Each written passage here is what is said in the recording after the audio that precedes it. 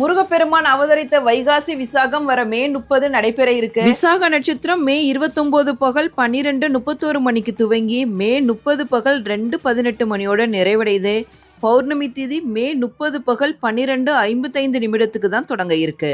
குழந்தை பாக்கியம் இல்லாதவங்க, திருமண தடை இருக்கிறவங்க, கடனால வாடி வதைந்து போனவங்க, வாழ்க்கையில மென்மேலும் உயரணும், செல்வ வளம் பெருகணும், கல்வி ஞானத்துல சிறந்து விளங்கணும் அப்படின்னு நினைக்கிறவங்க முருகப்பெருமான் அவதரித்த தினமான வைகாசி விசாகத்தன்று முருகப்பெருமான மனதார நினைத்து வழிபடுங்க.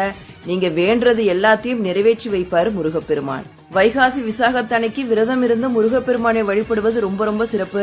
இல்ல எங்களால விரதம்லாம் இருக்க முடியாது அப்படின்னு நினைக்கிறவங்க பால் பழம் இந்த மாதிரி சாப்பிட்டுக்கலாம். இல்ல எங்களால எதுவுமே முடியாது அப்படிங்கிறவங்க முருகப்பெருமான மனதார வழிபடுங்க, அது போதும். முருகப்பெருமானோட 6 எழுத்து மந்திரமான ஓம் சரவண பவ, ஓம் முருகா இந்த மந்திரத்தை உச்சரிங்க. முடிஞ்சா திருப்புகழ், கந்தசஷ்டி கவசம், வேல்மாறல் இதையும் படிக்கலாம். அசுரனை